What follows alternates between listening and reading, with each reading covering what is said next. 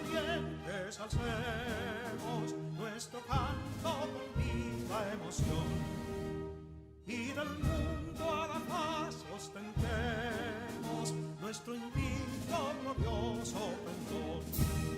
Salve el pueblo que intrépido y fuerte a la guerra a morir se lanzó, cuando en bélico reto de muerte sus cadenas de esclavos rompió.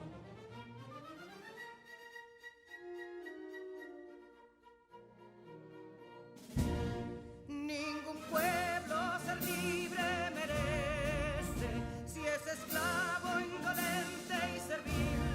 Si en su pecho la llama no crece, que templó el heroísmo viril, más que estrella la indómita y brava, siempre altiva la frente alzará, que si fuere mil veces esclava, otras tantas ser libre sabrá.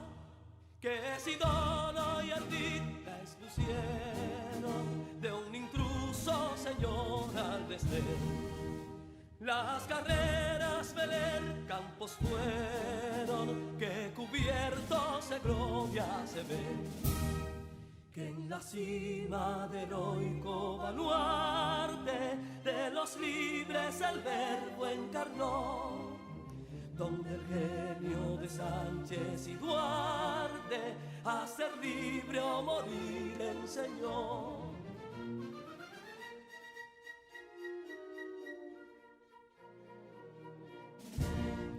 Y si pudo inconsulto caudillo de esas glorias el brillo empañar, de la guerra se vio en Capotillo la bandera de fuego ondear. Y el incendio que atónito deja de Castilla al soberbio león, de las playas gloriosas le aleja, donde flota el cruzado pendón. Compatriotas, mostremos erguida nuestra frente orgullosos de hoy más, que Quisqueya será destruida, pero sierva de nuevo jamás. Que santuario de amor cada pecho, do la patria se siente vivir, y es su escudo invencible el derecho, y es su lema ser libre o morir.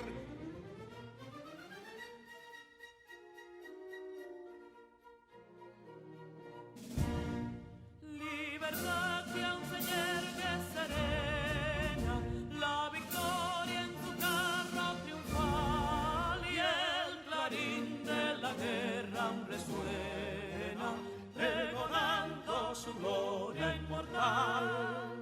Libertad, que los ecos se agiten mientras llenos de noble ansiedad nuestros campos de gloria repiten. Libertad, libertad, libertad.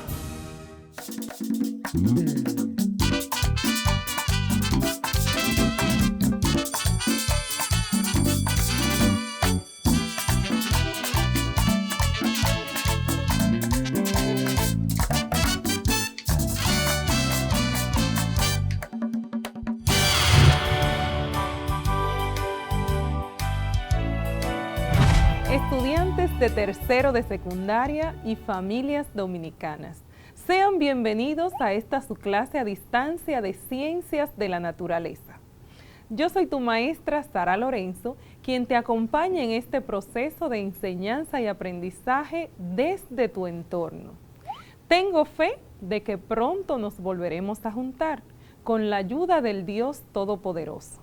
Actualmente nos encontramos en una nueva etapa donde hemos dado inicio al retorno gradual y seguro a las aulas, recordando que este retorno es voluntario y con consentimiento de los padres y tutores, y que hemos iniciado en aquellas comunidades que presentan un menor índice de contagio.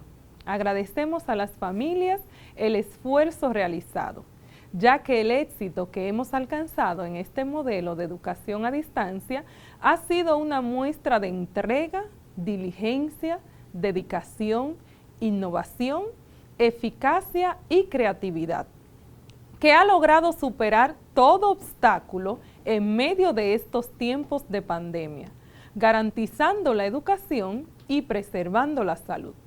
Y para continuar preservando la salud, debemos seguir tomando las medidas necesarias para prevenir daños a la misma. Dicho esto, te invito a prestar atención a la siguiente información. Tú lo sabes, y yo también. Son muchas las cosas que tocamos cada día que están cargados de microbios y otras microbacterias. Tu teléfono móvil, el dinero, y por consiguiente los monederos, el control remoto de la televisión, el carrito de compras del supermercado, la esponja de lavar los platos, el interruptor de la luz, las llaves del carro, el volante, los puños de la bicicleta, los pasamanos de las escaleras, los paneles de control de los ascensores, espejuelos, llavines o cerraduras, lavadoras, dispensadores de jabón, bolígrafos, las mascotas y muchísimas otras cosas más.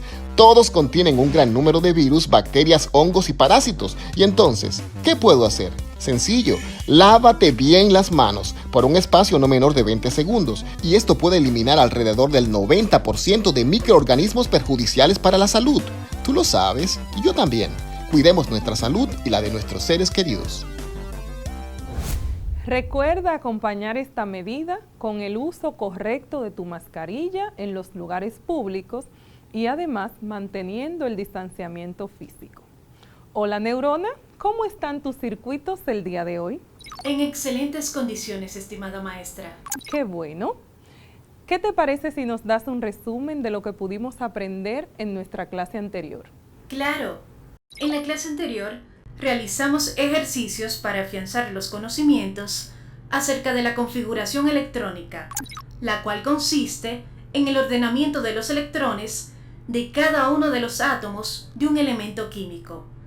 Además, aprendimos sobre la estructura de Lewis, que también es conocida como modelo de Lewis o diagrama de puntos, que es una manera de representar gráficamente los electrones de la última capa o electrones de valencia de un elemento químico. Excelente resumen, Neurona. Muchísimas gracias. Y efectivamente, hemos estado aprendiendo bastante acerca de los átomos y los elementos químicos, además de su comportamiento en la naturaleza y su distribución en la tabla periódica. Para continuar con nuestra clase de hoy, demos paso a la palabra clave, que en esta ocasión corresponde a enlace. Enlace. Se denomina enlace a toda atadura, unión o conexión entre dos o más objetos o sujetos. En química, se denomina enlace a una unión de átomos que forman compuestos, provocado por la fuerza de atracción originada por su acercamiento, acompañado de una disminución energética. Se produce una unión estable cuando el núcleo de un átomo atrae las nubes electrónicas de otro. Así es. Como hemos aprendido en nuestras clases anteriores, sabemos que todos los cuerpos están formados por átomos, los cuales se combinan unos con otros para adquirir una mayor estabilidad, con una estructura que sea lo más parecida posible a la del gas noble más cercano que se encuentra en la tabla periódica. Recuerden que los gases nobles, como el neón y el argón, son los únicos elementos cuyos átomos se encuentran en la naturaleza de manera aislada. El resto de los elementos, los átomos se encuentran unidos a otros átomos que pueden ser iguales o diferentes a ellos mismos y sus propiedades dependen de su configuración electrónica. Por tanto, las propiedades que tienen los gases nobles de presentarse como átomos aislados en la naturaleza están determinadas por su configuración. En la clase de hoy vamos a trabajar el concepto y la clasificación de los enlaces químicos y además vamos a identificar diferentes tipos de enlace en nuestro entorno. Y como siempre, a conocer el uso de los mismos en la vida cotidiana. Así mismo es. Vamos a iniciar diciendo que se llama enlace químico al conjunto de fuerzas que mantienen unidos a los átomos, a los iones, a las moléculas y a diferentes sustancias, cuando éstas forman distintas agrupaciones estables. En la formación de un enlace químico participan solo los electrones del último nivel de los átomos, que son conocidos como electrones de valencia. Y siempre que se forma un enlace va a suceder algo, y es que se va a desprender energía, mientras que para romper un enlace será necesario suministrar energía, la cual es denominada energía de enlace. Un dato relevante es que los sistemas más estables son los que contienen menos energía. Excelente información, Neurona. Y para comprender los tipos de enlaces, debemos conocer el concepto de electronegatividad. ¿Tú sabes de qué se trata, Neurona? Por supuesto que sí. La electronegatividad es una medida de la capacidad que tiene un átomo para atraer electrones en un enlace químico. Los elementos químicos pueden ser electronegativos y electropositivos. Excelente, muy bien. Y sabemos que los elementos electronegativos son aquellos que tienden a ganar electrones, mientras que los electropositivos son aquellos que tienden a perder o a ceder electrones.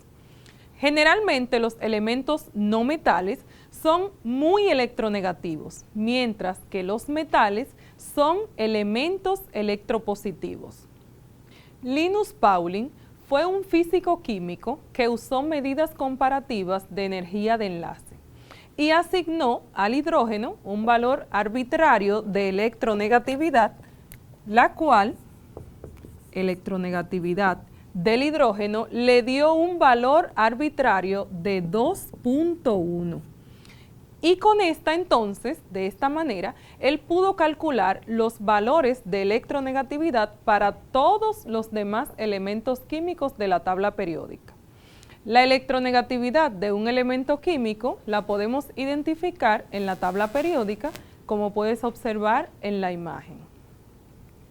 Para que el enlace químico se mantenga, es necesario que el grupo de átomos sea más estable que cuando los átomos están separados, los cuales, para lograr ese estado ideal, suelen utilizar una o varias estrategias. Entre estas estrategias podemos mencionar que ellos pueden ceder o captar electrones. Además, pueden compartir electrones con otro átomo, o bien pueden ponerlos en común junto con átomos de otro elemento. De esas estrategias surgen los tres tipos de enlace químico, que son el enlace iónico, el enlace covalente y el enlace metálico, que también es llamado unión metálica. Cuando uno o más electrones de un átomo son atraídos con fuerza por el núcleo del átomo, estos abandonan completamente el núcleo al que están asociados y se van fijando alrededor del otro. En este caso, decimos que se ha formado un enlace iónico, el cual se establece entre átomos que tienen grandes diferencias de electronegatividad, es decir, que se forma entre elementos no metales y elementos metales, donde uno de ellos presenta una gran capacidad de aceptar electrones y el otro una baja capacidad. Por esta razón, los enlaces iónicos se forman con elementos de baja electronegatividad o no metales unidos a elementos de alta electronegatividad o metales.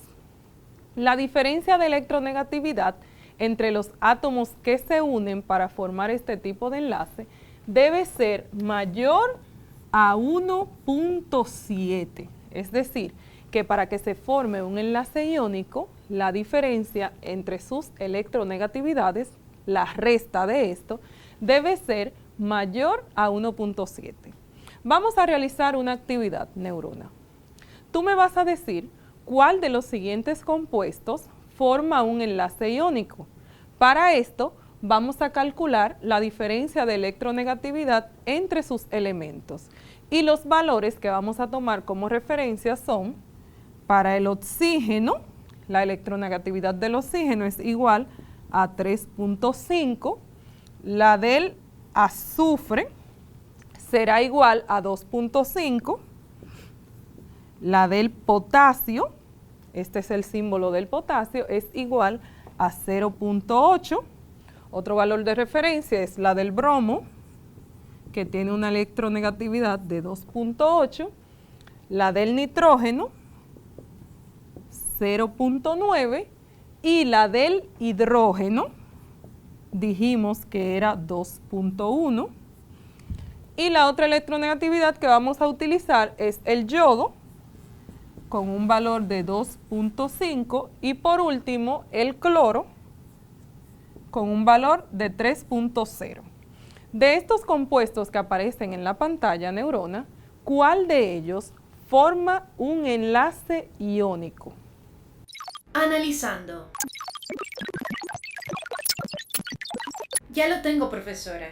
El bromuro de potasio forma un enlace iónico, pues la diferencia de electronegatividad entre el potasio y el bromo sería igual a 2.8 menos 0.8, que será igual a 2.0, valor que es mayor a 1.7. Excelente, neurona. Si restamos la electronegatividad del bromo y del potasio, formando el bromuro de potasio, nos daremos cuenta que 2.8 menos 0.8 es igual a 2.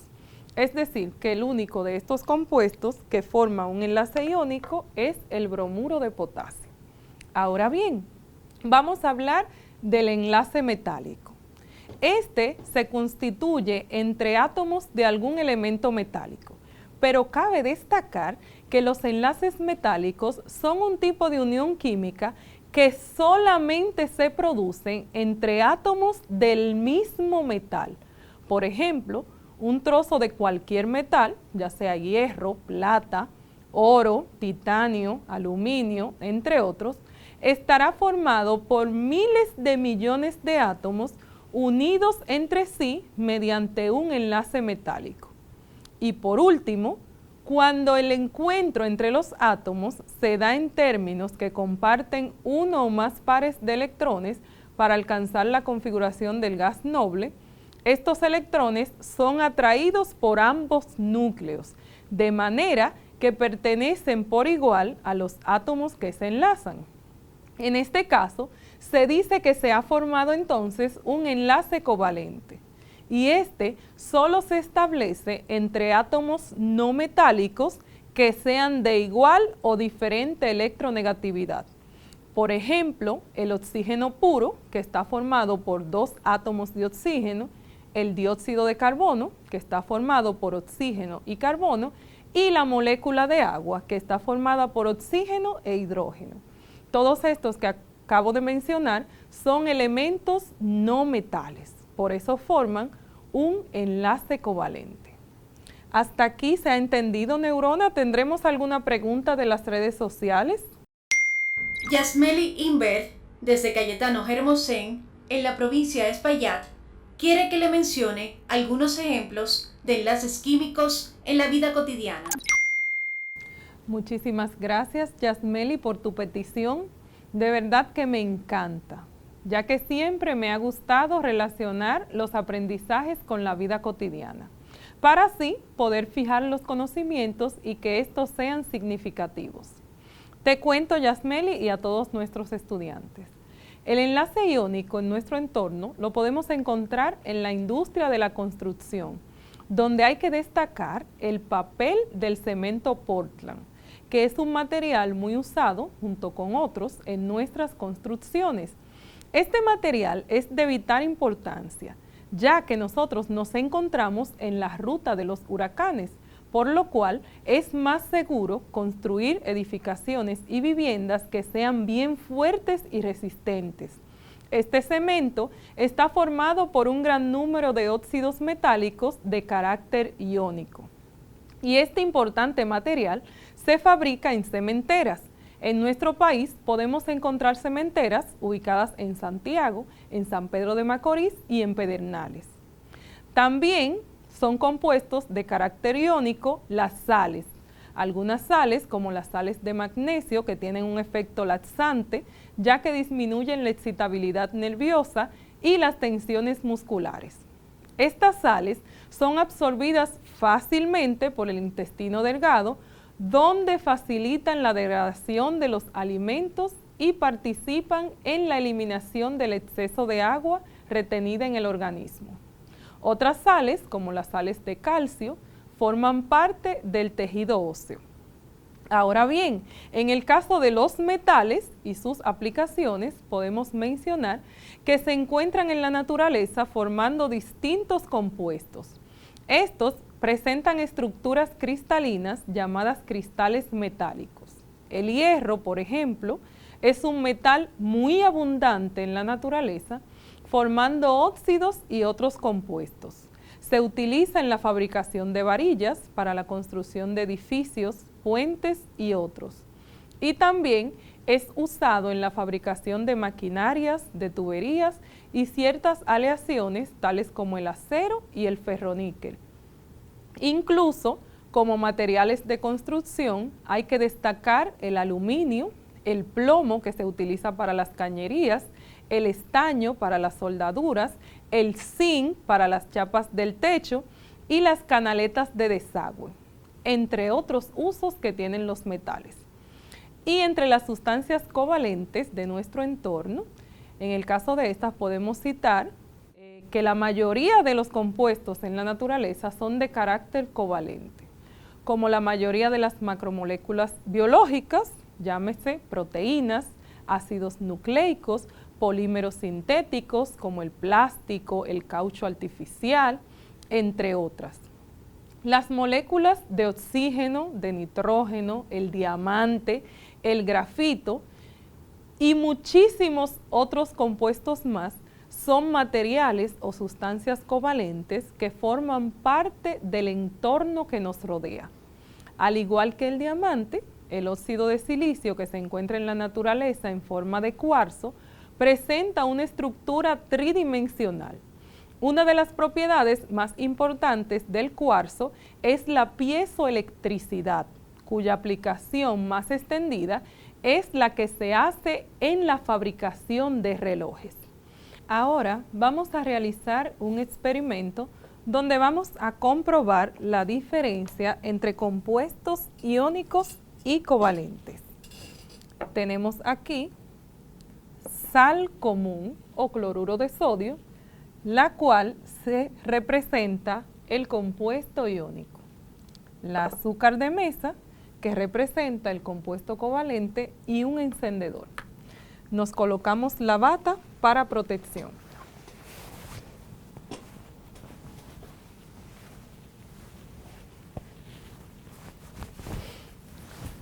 Vamos a ver entonces cómo podemos diferenciar entre un enlace iónico y un enlace covalente. Vamos a ver, una manera de hacerlo es probando con nuestro sentido del gusto, pero como nosotros somos químicos y nos gustan las cosas más sobresalientes, lo vamos a hacer con fuego para determinar el punto de fusión de estos compuestos. Primero, lo hacemos con el azúcar por aproximadamente 10 segundos. Si te fijas, los cristales sólidos ya han iniciado a pasar a un estado líquido. ¿Ves? Se ha caramelizado o ha pasado de estado sólido a estado líquido. Vamos a hacerlo ahora con el compuesto iónico o la sal común. Veamos qué sucede. Dejamos el fuego de igual manera para aumentar la temperatura por aproximadamente 10 segundos. Y vamos a ver si ocurre algún cambio. Lo dejamos unos segundos más y nos damos cuenta que no ha ocurrido ningún cambio. ¿Por qué ocurre esto, Neurona? Se da un caso muy interesante. Los compuestos iónicos como el cloruro de sodio forman enlaces muy fuertes, por lo que su punto de fusión es muy alto. Por lo tanto, no logrará pasar del estado sólido a líquido con esa temperatura. Mientras que los compuestos covalentes, como el azúcar, forman enlaces más débiles, por lo cual su punto de fusión es más bajo y por eso se empieza a caramelizar a temperaturas no tan elevadas. Excelente explicación. Muchísimas gracias, Neurona. Vamos ahora a pasar con nuestra trivia de hoy. Vas a observar, a analizar y a relacionar correctamente los siguientes dibujos con el tipo de enlace que representa. La A es una red cristalina de óxido de titanio. La B, una red hexagonal compacta de oro. Y la C es una molécula de agua. ¿Cómo lo relacionarías? Estoy analizando. La A, red cristalina de óxido de titanio, es un tipo de ejemplo de enlace iónico.